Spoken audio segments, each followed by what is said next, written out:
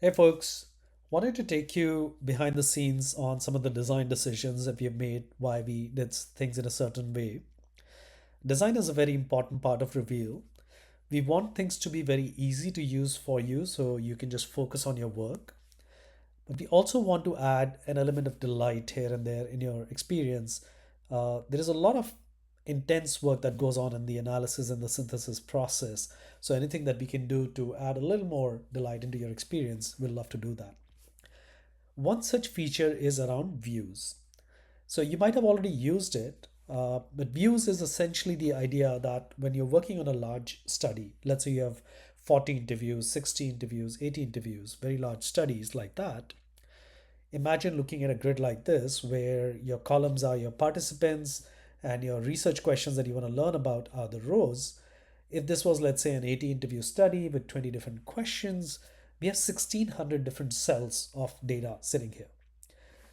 Nobody is going to really go through 1600 different cells and analyze this data. We're going to break this down into smaller parts. So that's where the views come in. Views essentially allow you to create custom views into this grid and say, I only want to look at certain people. Let's say this study is about COVID 19 and it is about with frontline workers.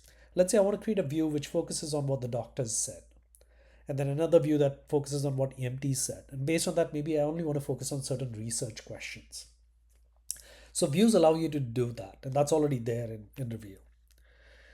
What we've done with the design update is we wanted to make it easier for you to switch between these views that you're routinely working on.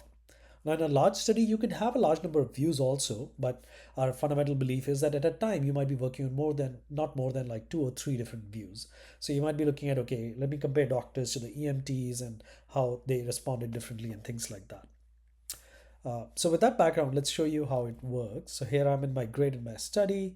As I said, these are participants and my research questions are rows. And in the toolbar, you will see there is a button for creating a view.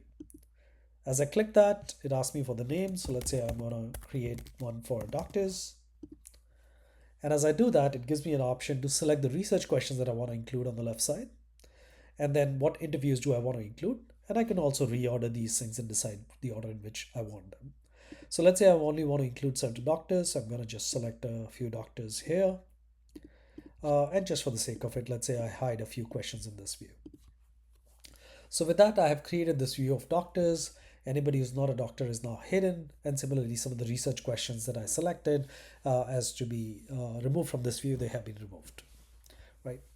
Similarly, let's go ahead and create one for EMTs. And I'm just going to quickly go through. There we go. And let's create one for nurses. There we go. Cool. So now I have three different views: doctors, EMTs, and nurses. And of course, I have my default view where I had everybody also. Now, to be able to quickly access it, what we have done is in the toolbar itself, you will see these pills. As I take my mouse over them, they spread out. I'm right now looking at the nurse's view, but I can switch to a doctor's view. And as simple as that, now I'm in that view. Let's switch it back to nurses, and now I'm looking at that, right?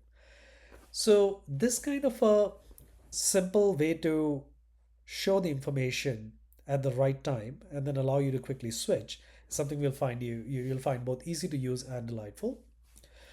We could have done it in a different way. We could have said that, hey, let's add some tabs above this table, or maybe at the bottom of this table, like how the Excel file works. And that functionally works. I will have the tabs and I can just click on the tab and switch to that. But those tabs, one, they take up extra space. My toolbar is already here, so I don't need any extra space here. At the same time, they are there in my peripheral vision. While I'm looking at this grid, those tabs are going to be sitting in my peripheral vision, just taking up my soft attention, which I don't want. Right. We could have also done that these views appear in a menu. So like if I click this three dot menu, it could be that all the views are listed here and that's how I switch them. But that too is more work and it breaks the flow.